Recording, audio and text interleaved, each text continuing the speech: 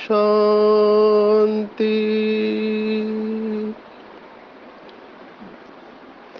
आज 5 सितंबर 2022 भारत में सोमवार है। Today is 5th September 2022 and it's Monday in Bharat. आज की मुरली का जादुई रहस्य स्वयं को प्रेरणा देने के लिए magical secrets of today's Murli for motivating the self. बहुत सुंदर बाबा के बच्चों के अनुभव सुना रहे हैं और एक रेस लगी हुई है जो हम देख रहे हैं। जैसे ड्रामा आगे बढ़ता जा रहा है, एक स्पीड पकड़ रहा है।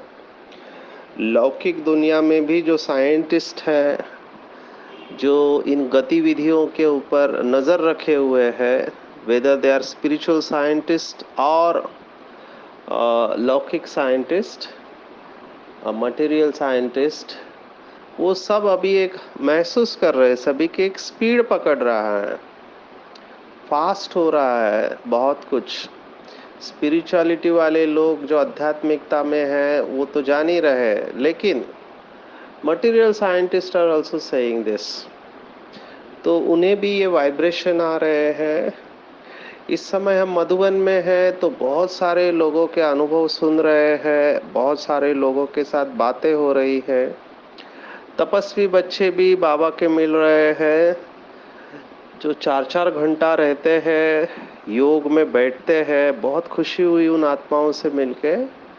तो उन्होंने एक बात सुनाई जो गुह्य है, आप लोगों के सामने रख रहे हैं कि हिमालय के अंदर एक स्थान है जिसका नाम है ज्ञानगंज करके। अभी ये स्थान कहाँ है? तिब्बत की तरफ है या नेपाल में है, पर हिमालय में है, भारत से लग के है। वहाँ पर बहुत सारे ऋषि मुनि हैं जो कई सालों से साधना कर रहे हैं, उनके पास बहुत सारी सिद्धियाँ हैं। तो वो स्थान साइंटिस्ट अभी भी ढूंढ नहीं पा रहे हैं, क्योंकि मैप में दिखता नहीं है, वहाँ पे जाना भी मुश्किल है। तो ऐसे वहाँ पर साधना करने वाले लोगों से किसी का मिलना हुआ, उन्होंने सुनाया। तो बाबा का बच्चा, उन्होंने कोशिश की बाबा का ज्ञान देने की, तो उन्होंने बताया कि हमको पता है कि पृथ्वी के ऊपर अभी सतयुग आने वाला है। तो ऐसे तपस्वी आत्माएं इस समय है जिनके पास पावर्स है, जिनको बाबा ने भी मुरली में कहा हुआ है।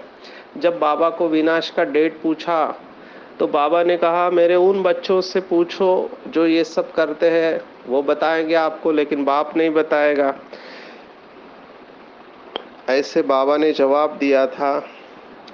मेरा व्यक्तिगत एक अनुभव है, मैंने पहले भी सुनाया, काशी का, बनारस, काशी या वाराणसी जो अंग्रेज़ों ने नाम दिया, वहाँ पे एक मठ में गए थे। उनके मुख्य सन्यासी जिनका इंटरव्यू लेना था ऑस्ट्रेलियन भाई बहनों को, तो मैं ट्रांसलेटर के रूप में था। तो जब इंटरव्यू वगैरह पूरा हुआ, चेतना की स्थिति क्या है, तो उन्होंने वो जो 4 स्टेजेस बताई है, जागृत, स्वप्न और सुषुप्त अवस्था, और चौथी अवस्था को तुरिया अवस्था कहते हैं, क्योंकि चौथी अवस्था कह नहीं सकते, तुरिया, और किसी ने तुरियातीत कहा। ये सब प्रश्न उत्तर चलते रहे। लास्ट में जब इंटरव्यू पूरा हुआ, वो सन्यासी मेरे पास आया और उन्होंने डायरेक्ट मराठी में बात की, तो मैं बहुत चक्का रह गया। मैंने कहा, इसको कैसे पता कि मैं मराठी हूँ? और उन्होंने डायरेक्ट, जबकि ये यूपी में है, बनारस में है, उन्होंने मराठी में मेरे से बात की और कुछ कॉन्फिडेंशियल बातें बताई जो मैं यहाँ नहीं खोल सकता हूँ। लेकिन उन्होंने मुझे किताब दिया और मैं वो किताब देखकर भी और हैरान हो गया, क्योंकि उस किताब का टाइटल था, जो उन्होंने लिखा था, किताब का टाइटल था जन्म हा आखिर सा, माना आखिरी जन्म है पृथ्वी के ऊपर, ऐसे किताब उन्होंने लिखी थी। और मैंने कहा ये कैसे आप कह सकते हो। वो केवल मुस्कुरा दिए और उन्होंने कहा आप ये पूछ नहीं सकते हैं, क्योंकि आपको सब पता है। तो मैं भी मुस्कुरा दिया। तो ये बातें आपको इसलिए सुना रहा हूँ कि ऐसे तपस्वी बाबा के बच्चे हैं, जिनको तपस्या में इंटुटिवली, जो रियल तपस्वी है, वो पूरी दुनिया से परे है। और उनका लक्ष्य है, जैसे आज की मुरली में बाबा ने कहा, कि वो तो मोक्ष में जाना चाहते हैं, है ना, जन्म मरण के चक्कर से न्यारा होने चाहते हैं। आज बाबा ने सन्यासियों को याद किया कि जन्म भले गृहस्थियों के पास लेते हैं, बचपन में पूजा वगैरह करते हैं, फिर उनको वैराग्य आ जाता है कि ये संसार क्या है, केवल दुख से भरा हुआ है, यहाँ पे सच्चा सुख नहीं है। शादी करो, बच्चे पैदा करो, फिर उनको संभालते रहो और एक दिन मर जाओ। तो उनको वैराग्य आ जाता है दुनिया से कि रोज वही वही करना, हर जन्म में वही किया हमने। उनका श्लोक भी है, पुनरपि जननम पुनरपि मरणम पुनरे जठरे जननी शयनम, माना बार बार जन्म लो, मर जाओ, फिर माँ के गर्भ में जाओ, फिर जन्म लो। तो वो चाहते हैं कि क्या कोई परमानेंट सॉल्यूशन है, उस थॉट से ये निकला है। कहने का भाव ये है कि लौकिक के लोगों को भी अब पता चल रहा है कि कुछ तो बहुत बड़ा होने वाला है। और इस समय मधुबन में भगवत गीता का महासम्मेलन है। कल हमने गवर्नर का स्पीच सुना। देखो, एक मुस्लिम आत्मा, उन्होंने शास्त्र पढ़े हैं, बहुत सारी बातें कोट की, आप में से किसने सुना मैं नहीं जानता, लेकिन आखिर में वो भी घूम फिर कर वही सन्यासियों की बात उन्होंने सुनाई। ओवरऑल उनका स्पीच का फ्लो ये था कि भारत में अनेकता में एकता है, और हमारा जो मानस है, जिसको अंग्रेजी में आप कलेक्टिव कॉन्शियसनेस कहते हैं, सामूहिक चेतना कह सकते हैं, तो वो जो मानस है वो बेस है उसका आत्मा। तो उन्होंने बहुत अच्छे श्लोकों का संदर्भ दिया, भगवत गीता का भी संदर्भ दिया। भगवत गीता का आखिरी श्लोक के बारे में उन्होंने सुनाया कि हम सब सफलता चाहते हैं, हर एक व्यक्ति की जीवन में यही होती है कि सफलता मिले। और सफलता के लिए आखिरी श्लोक उन्होंने जो सुनाया, हमने भी सुना है, हमने सुनाया है इसको श्रीमद् भगवत गीता स्टडी ग्रुप में। हमने देखा, यत्र योगेश्वरः कृष्ण यत्र पार्थो धनुर्धरः तत्र श्रीर्विजो भूतिर्ध्रुवाम नीतिर्मतिर्मम। तो जहाँ योगेश्वर है और पार्थ अर्जुन है, वहाँ संसार की कोई ताकत इन्हें हरा नहीं सकती, वहाँ श्री विजय और ऐश्वर्य हमेशा है। तो भगवत गीता हमें सफलता की ओर लेके जाती है, और बाबा ने सफलता का महामंत्र हमको दिया हुआ है, मन मना भव। मन मना भव मद भक्तो मध्याजीमा नमस्करो। 2 बार ये श्लोक आता है, 90वें अध्याय में 34वां श्लोक है, और 18वें अध्याय में 65वां श्लोक है। सोचो, कोई श्लोक 2 बार आता है। ऐसा ही दूसरा एक श्लोक है, श्रेयान स्वधर्म विघ्नात्, श्रेयान स्वधर्म। तो स्वधर्म की बात आज भी आई है। तो ये दोनों श्लोक 2 बार आए हैं, और भगवान शिव बाबा इसको बार बार मुरली में बताते हैं कि बच्चे, तुम्हारा स्वधर्म है शांत। तो स्वधर्म में हमको स्थित रहना है।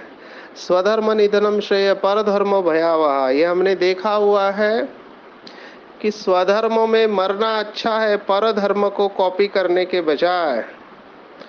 तो शांति में रह के बाप को याद करना है। और बाबा ने कहा है कि कौन से बच्चे, आज विशेष बाबा ने अंडरलाइन कराया है, कौन से बच्चे माला में नंबर आगे और या पीछे होते हैं। भगवान ने रिजल्ट बताया, किसको मार्क्स अच्छी मिलती है, किसको नहीं मिलती है। तो बहुत सिंपल बाबा ने कहा, एक ही चेकिंग है, श्रीमत के ऊपर कितना चलते हैं। जितना श्रीमत के ऊपर 100% चलेंगे, उतना नंबर आगे है। और जितना श्रीमत में पीछे होंगे या श्रीमत में मनमत मिक्स कर देंगे, नंबर पीछे। तो जो कायदे अनुसार, ये कायदे अनुसार शब्द बहुत इम्पोर्टेंट है, कायदे अनुसार श्रीमत पर चलने वाले बच्चे पीछे आते भी आगे नंबर ले सकते हैं। देखो कितना मोटिवेशन है। जो भी बाबा के बच्चे पीछे आए हैं उनको मोटिवेशन है कि कायदे अनुसार अगर हम श्रीमत पर चलते हैं तो लास्ट सो फास्ट और फास्ट सो फर्स्ट आ सकते हैं। माया किसी को भी नहीं छोड़ती। आज बाबा ने उदाहरण दिया है मुरली में कि जिनको बाबा माला में 4 या 5 नंबर पर रखते थे, आज उनको माया खा गई। जो शास्त्रों में गायन है, गज को ग्राह ने खा लिया, ये गायन है शास्त्रों में। तो ऐसे बाबा के बच्चों को माया खा गई। इसलिए कभी भी गलतफहमी में मत रहना, न रहना चाहिए। हमारे सामने अच्छे अच्छे महारथी छोड़ के गए हैं, तो हम सब जानते हैं कि हमको बहुत अलर्ट रहना चाहिए। तो माया कहाँ से पकड़ती है? तो माया वहाँ से ही पकड़ती है जहाँ हमारी कमजोरी है। आज बाबा ने 2-3 कमजोरियों के बारे में कहा है। सर्जन है तो बीमारी के बारे में बताएगा। जैसे कोविड हुआ तो डॉक्टर्स वायरस के बारे में बता रहे थे कि वायरस कैसे प्रवेश करता है। वहाँ पर भी कोई ना कोई आपको शेक हैंड करता है या छींकता है, खांसता है तो आपको वायरस देता है। तो हमने देखा कि घर में अगर किसी को हो गया कोविड, मैं तो आईआईटी में ड्यूटी करता था तो हॉस्टल में स्टूडेंट रहते थे, अगर हो गया तो उसको आइसोलेट करो। आप सबने क्वारंटाइन शब्द सुना होगा। क्वारंटाइन ये मेडिकल शब्द है, लेकिन अभी लेमैन भी इस क्वारंटाइन शब्द को इस्तेमाल करने लगे हैं।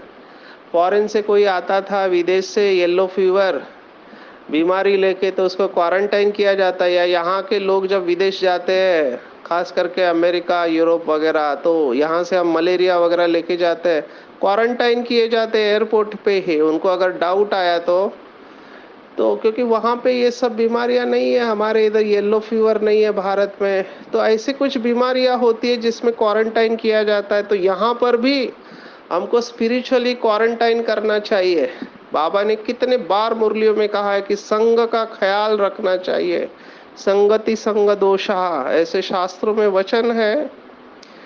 तो अच्छे बाबा के तीव्र पुरुषार्थी बच्चों का संग करना चाहिए, गलत संग नहीं करना चाहिए, नहीं तो बुद्धि भ्रष्ट हो जाएगी। रॉन्ग को राइट समझ लेंगे और राइट को रॉन्ग समझ लेंगे। बाबा ने मुरली में कहा है सबसे बड़ी माया मैं राइट हूँ, दूसरे मेरे को नहीं समझते। बाबा को एक बच्चे ने कहा बाबा मैं तो हीरा हूँ, लेकिन ये भाई बहने मेरे को नहीं समझते हैं। बाबा ने कहा बच्चे, अगर हीरा मिट्टी में भी पड़ा है तो चमकेगा जरूर। और कोई समझता है कि वो हीरा है, लेकिन लोग नहीं समझते। तो समझने का कि हम अभी तक हीरा बने नहीं है, तराशे जा रहे हैं। तो मैं राइट हूँ, ये सूक्ष्म माया है, इसको बाबा ने आज अहंकार कहा है। और अहंकार मनुष्य का सबसे बड़ा शत्रु है, देह अभिमान अहंकार। और अहंकारी व्यक्ति क्या होगा? दूसरों से सेवा लेगा, खुद राजा की तरह चलेगा। तो बाबा ने कहा कि अपने हाथ से भोजन बनाना चाहिए। मैं ये खुद अनुभव कर सकता हूँ, क्योंकि बचपन में माताजी ने भोजन बना के दिया, फिर सेंटर पे आए तो बहनों के हाथ का खाते थे। लेकिन फिर ड्रामा प्लान अनुसार कुछ ऐसी घटना हुई कि हमको खाना बनाना पड़ा। तब पता चला कि खुद खाना बनाने से कितने एडवांटेजेस होते हैं। आपके अपने वाइब्रेशन है, आप याद में, बाबा की याद में अच्छी तरह से बना सकते हो। तो कहने का बाबा का ये भाव है, भाव को समझना चाहिए, शब्द को नहीं पकड़ना चाहिए। नहीं तो गृहस्थी वाले सभी अपना अपना बनाने लगे तो मुश्किल हो जाएगी। जिनको संभव हो, जो अकेले रहते हैं, यूजुअली वो अपने हाथ से खाना बनाए तो बहुत अच्छा। बड़ी दादी जो कुमार या कुमारी अपने हाथ से भोजन बनाते, कुमारियों को तो संस्कार दिया जाता, लेकिन कुमार जो अपने हाथ से बनाते हैं उनकी बहुत महिमा करते थे। तो अपने हाथ से भोजन बनाना चाहिए। इसके पीछे भाव ये है कि जितना हो सके सेवा नहीं लेना चाहिए। नहीं तो कई लोग बहुत सेवा लेते हैं, क्योंकि उससे नुकसान होता है कि आलस्य बढ़ सकता है, अहंकार भी आ सकता है। तो इसके ऊपर बाबा ने अटेंशन खिंचवाया है कि बहुतों में देह अभिमान बहुत है। कभी भी कोई से सर्विस नहीं लो, अपने हाथ से भोजन बनाओ और जिस्मानी रूहानी दोनों सर्विस करने। कई लोग समझते भाषण करना ही सेवा है, ये बर्तन मांजना झाड़ू मारना ये सेवा नहीं है, उसको हल्का समझते हैं, छोटा काम समझते हैं। बाबा ने इसका जवाब दिया है। आपको पहले भी बताया, ज्ञान सरोवर का उद्घाटन था, बाबा ने कहा पहले मेरे झाड़ू मारने वाले बच्चों को बाबा ने याद किया। और बाबा ने स्पष्ट मुरली में कहा सभी सेवा के इक्वल मार्क्स होते हैं, फिर आप भाषण करो या बर्तन मांजो, दोनों के सेम मार्क्स है। उल्टा भाषण करने वालों को अगर अभिमान आ गया, अहंकार आ गया कि मैंने अच्छा भाषण किया, तो उसके मार्क्स कट हो जाएंगे। तो भगवान के घर में कर्मों की गति बहुत गुह्य है। बाबा ये दोनों के लिए इशारा दे रहे हैं कि जो अपने को हीन समझते वो हीन ना समझे। हो सकता है उनका बहुत अच्छा जमा हो। अंग्रेजी में हम कहते हैं being inferior and feeling inferior are not synonymous. आप अपने को कम समझते हो लेकिन आप कम नहीं हो, तो हीन भावना भी नहीं रखनी है और सुपीरियरिटी कॉम्प्लेक्स है ना, श्रेष्ठ ग्रंथि भी नहीं रखनी है। बाबा ने इसका जवाब दिया है, बैलेंस में रहना है कि मैं ही श्रेष्ठ हूँ यह अभिमान है और मैं कुछ भी नहीं हूँ ये हीन भाव है। मैं भी अच्छा और सभी अच्छे, स्वमान में रहकर सबको सम्मान देना है, तो सेवा नहीं लेना है। ये एक पहली धारणा की बात।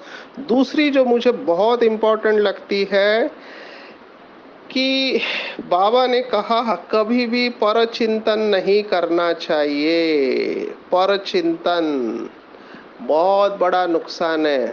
किसी को घर, चर्च, मंदिर, सोसाइटी, समाज किसी को भी तोड़ना है तो केवल एक बात करनी है कि वहां पे कोई भी झूठ बात फैला देनी है, जिसको रूमर्स कहते हैं, अफवाहें कहते हैं। तो ऐसी बातें बाबा ने कहा नुकसान कर देती है।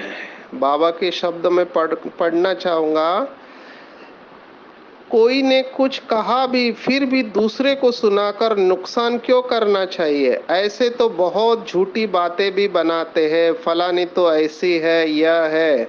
ऐसी झूठी बातें कभी नहीं सुनना, अंडरलाइन करेंगे, ऐसी झूठी बातें कभी नहीं सुनना। कोई उल्टी सुल्टी बात बोले तो सुनी अनसुनी कर देना चाहिए, किसके दिल को खराब नहीं करना चाहिए। बहुत बड़ा पाप कर्म है। मैंने देखा ऐसी बातों से सेंटर के ऊपर बहुत वायुमंडल खराब होता है, अपनी आंखों से देखा है, हमारे साथ भी हुआ है।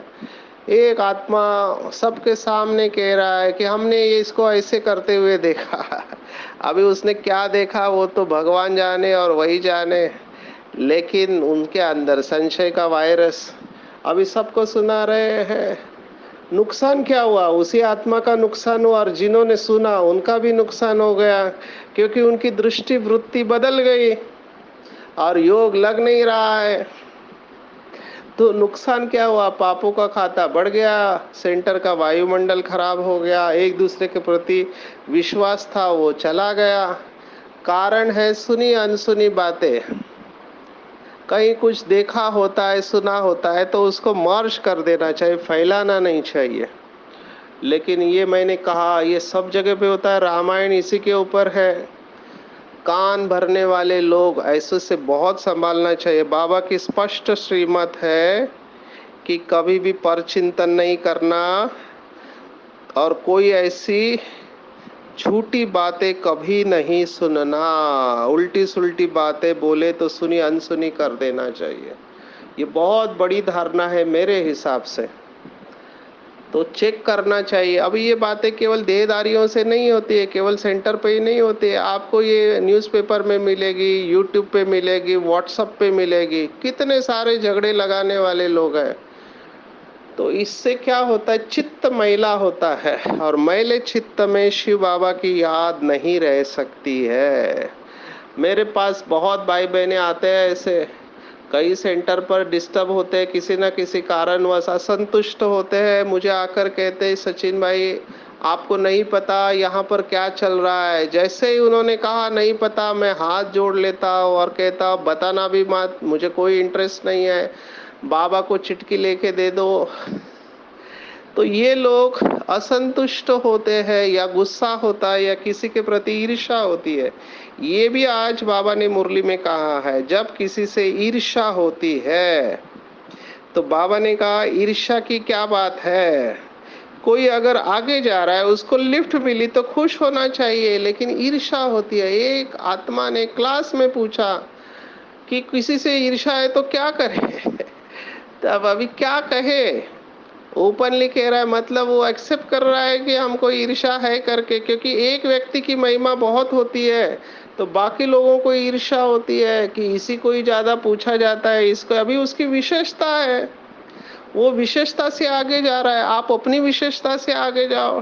ड्रामा में अगर किसी का पार्ट है तो वो आगे आएगा, लेकिन कुछ लोगों को ये सहन नहीं होता है।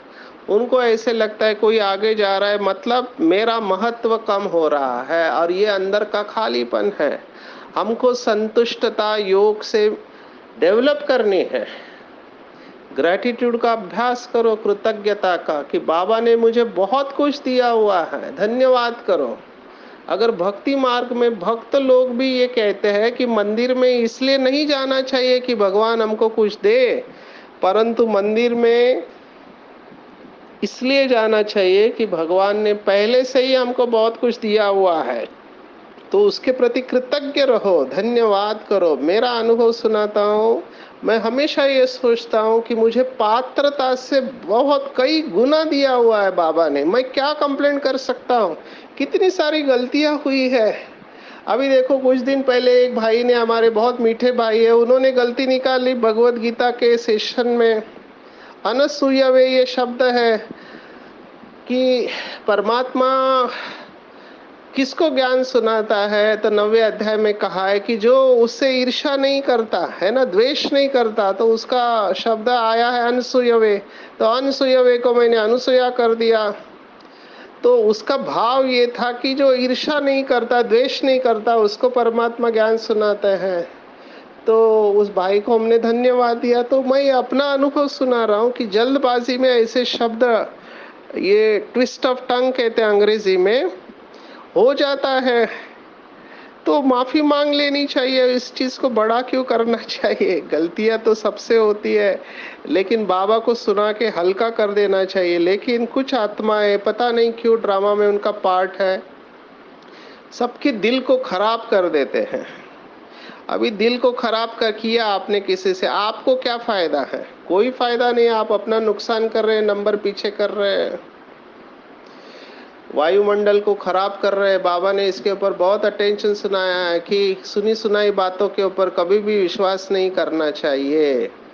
अभी लोग अंदर से खाली होते हैं तो उनको इन बातों में इंटरेस्ट आता है, तो ऐसा कभी नहीं करना चाहिए। दिल एक बार किसी का खराब हो गया तो उसको ठीक करने में काफी टाइम जाता है। तो ये 3 धारणा की बातें, ईर्ष्या और सुनी सुनाई बातें और किसी से सेवा नहीं लेना। फिर बाबा ने कहा कि बाबा से शक्ति लेकर अविनाशी ज्ञान रत्नों का दान करना चाहिए। या तो आप ज्ञान रत्नों का दान करते हैं या पत्थर का दान करते हैं, ये सब क्या है? झरमोई झगमोई बाबा का शब्द है, लून पानी बाबा का शब्द है, या अंदर जो असंतुष्टता है, गुस्सा है, उससे वायुमंडल खराब करने में कुछ लोग लगे हुए रहते। इसी को कहते हैं श्रीमत में परमत मिक्स करना। बाबा ने एक मुरली में तो बहुत अच्छी बात लगी, मैं तो वंडर खा गया कि ये बातें इतनी कॉमन है। बाबा ने मुरली में कहा कि एक ने पहले ने कहा कि एक भाई और बहन बात कर रहे थे, दूसरे ने आके उसमें और मिला, सिर्फ बात ही नहीं कर रहे थे, अच्छी तरह से खड़े भी नहीं थे वो।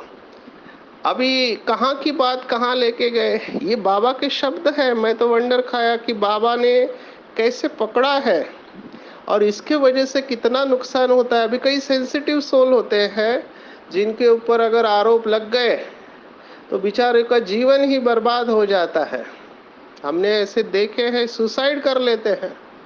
कोई चोरी नहीं की लेकिन उनके ऊपर चोरी का आरोप लगाया तो उससे सहन नहीं हुआ, क्योंकि उसकी वैल्यू सिस्टम में बैठ ही नहीं रहा था कि मैं और ऐसा कर सकता हूँ। मैंने पूरी जिंदगी मेहनत करके अपनी ऑनेस्टी, ईमानदारी, पवित्रता को बनाए रखी, और एक आत्मा ने बस मेरा चरित्र खराब कर दिया, मेरे बारे में सब कुछ बता दिया, इतना डिस्टर्ब हुआ, खत्म कर दिया अपने आप को। कितनी बड़ी सजा है, आप सोचो।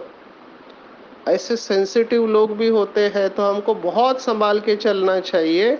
अनजानेपन में भी ऐसा कर्म नहीं करना चाहिए, क्योंकि वो आत्मा के साथ अभी परमानेंट हिसाब किताब, फिर उसमें से निकलने में बहुत टाइम लगता है, और संगम युग का टाइम बहुत वैल्यूएबल है। तो श्रीमत में मनमत मिक्स करना ये बहुत बड़ा टॉपिक है।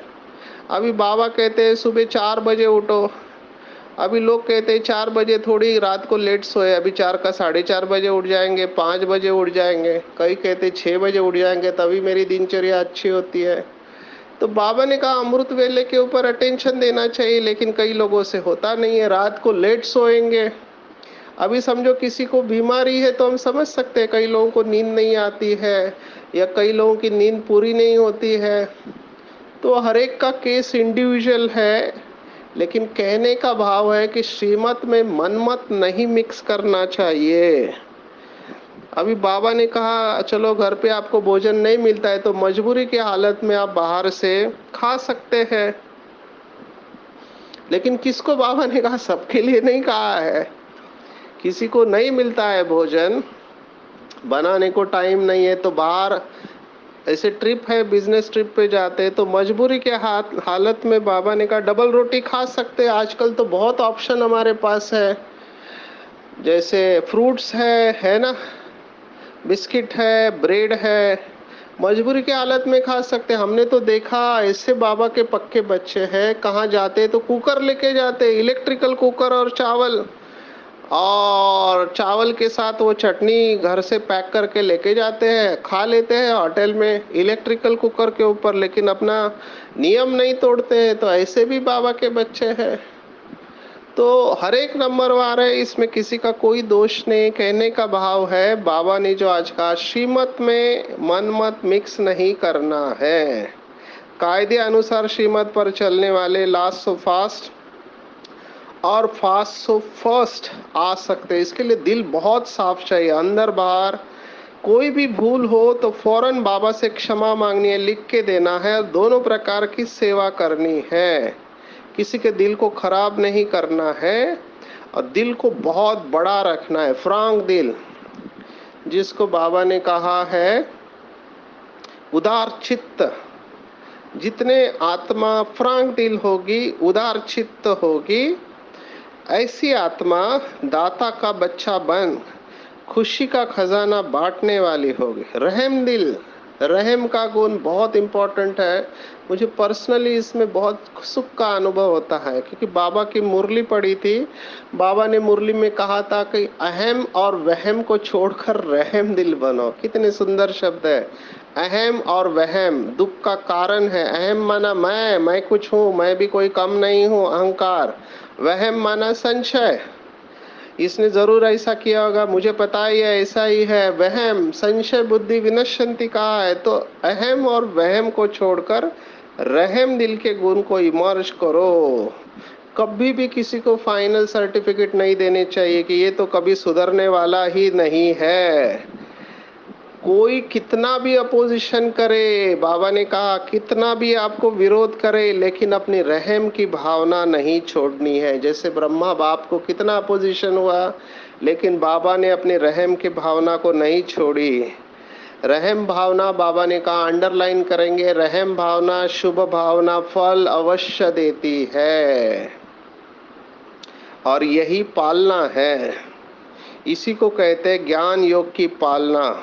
इसी पालना से हम भी शक्तिशाली बनते हैं और औरों को भी शक्तिशाली बना सकते हैं। बहुत बाबा के बच्चे मुझे कहते हैं हम तो पीछे आए हैं, ये शुरुआत में जो आए थे उनको बाबा और मम्मा ने अच्छी अच्छी पालना दी, इसलिए उनकी अवस्था इतनी अच्छी है। हमको कोई पालना देता नहीं है, किसी के पास टाइम नहीं है।